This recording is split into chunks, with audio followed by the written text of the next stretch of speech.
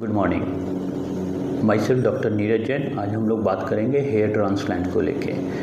कई patients confuse होते हैं कि हम हेयर ट्रांसप्लांट कहाँ करें और कौन सा टेक्निक करें। तो सबसे इम्पॉर्टेंट है, पहले हम टेक्निक पे बात करते हैं। टेक्निक में दो टेक्निक मेनली यूज़ होता है, एक है FUE, एक है FUT। FUE में हम क्या करते हैं, सिंगल एक एक करके ग्राफ को निकालते हैं, फिर उसको लगाते हैं। FUE में आपका डोनर एरिया यहाँ से निकाल सकते हैं, यहाँ से ले सकते हैं, चेस्ट हेयर ले सकते हैं, या रेस्ट ऑफ द किसी भी बॉडी हेयर्स को लिया जा सकता है ट्रांसप्लांट के लिए। FUT में क्या होता है, पूरा एक ऐसे करके स्ट्रिप कटता है पीछे से, फिर उस स्ट्रिप से हेयर्स को अलग किया जाता है, फिर उसको लगाया जाता है। दोनों में डोनर एरिया सेम है, रिज़ल्ट यूजुअली सेम होता है। जो FUT करता है वो FUT के फेवर्स में बातें बोलते हैं, जो FUE करता है FUE के फेवर्स में बातें बोलते हैं, बट यूजुअली रिज़ल्ट सेम होता है।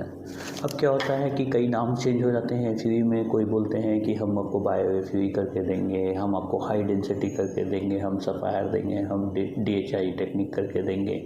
सी द मोरल इज सेम कि आपका FUE होगा। The names are change, so always visit the clinic को विज़िट करिए। जो डॉक्टर आपका कंसल्ट कर रहे हैं और जो डॉक्टर OT कर रहे हैं, सो सबसे इम्पॉर्टेंट है जो डॉक्टर आपका OT करें उनसे मिलें, उनसे समझें कैसे क्या मार्किंग होगा, आपका कितना ग्राफ निकल सकता है, आपका कितना ग्राफ लग सकता है। तो हमेशा उस डॉक्टर से मिलने की कोशिश कीजिए जो आपका ट्रांसप्लांट करने वाले हैं।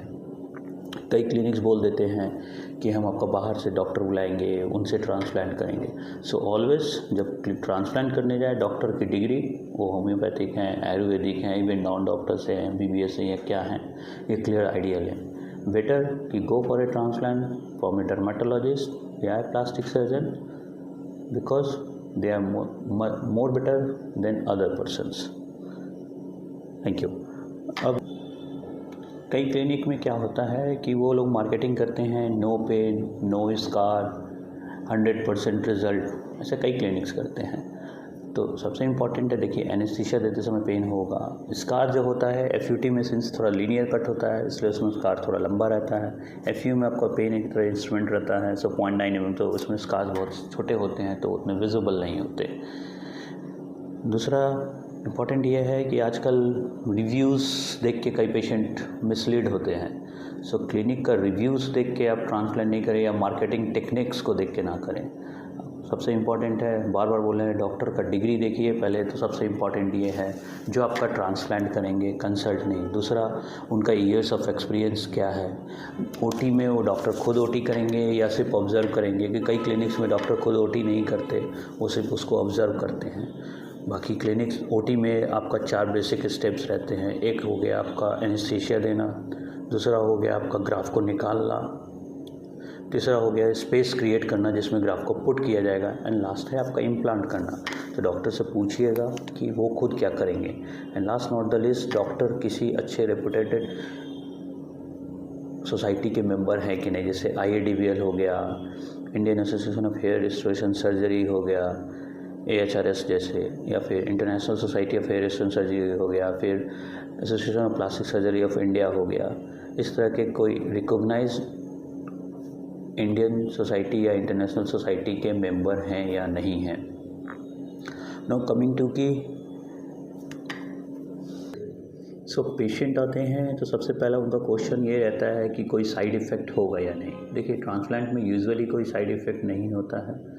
खुद मेरे को करते हुए 10 साल हो गए हैं, 2014 से कम, सो मैंने विजुअली कोई साइड इफ़ेक्ट नहीं देखा। दूसरा होता है कि कंफ्यूजिंग टर्म होता है ग्राफ्ट, हेयर, फॉलिकल। सिंपल है, एशियन पीपल में या इंडियन पीपल में जनरली बोलते हैं 1 ग्राफ मीन्स 2 to 2.5 हेयर्स और फॉलिकल्स। सो अगर आपका 3000 ग्राफ लग रहा है तो 6000 से 7000 हेयर या फॉलिकल्स के बराबर है।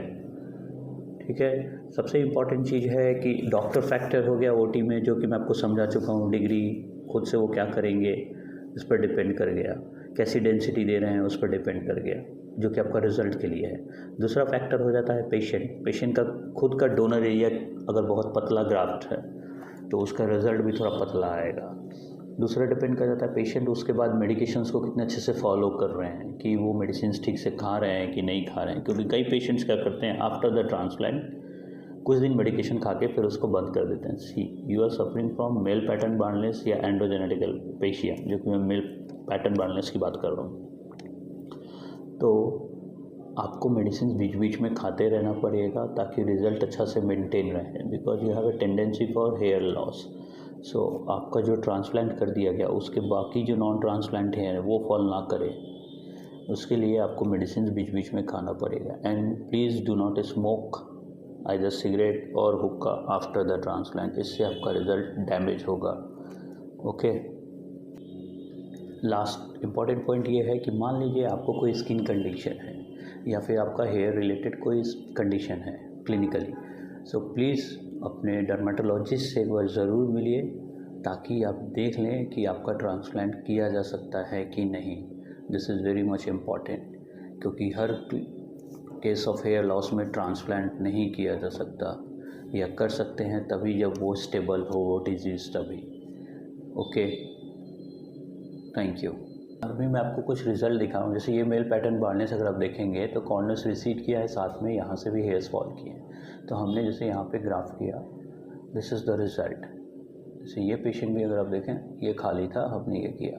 बाकी जो आपके अपने हेयर्स हैं उसके लिए आपको मेडिकेशंस थोड़ा कंटिन्यू करना होगा ताकि आपका रिज़ल्ट जैसा है वो मेंटेन रहे। जैसे ये पेशेंट हुए, चाहे ये पेशेंट हुए, so there lot of results to show. तो ट्रांसप्लांट से आपका एज डिफरेंस बहुत ज़्यादा क्रिएट हो जाता है एंड लुक बहुत ज़्यादा चेंज आता है। There is huge change in the personality after the transplant. Okay, thank you.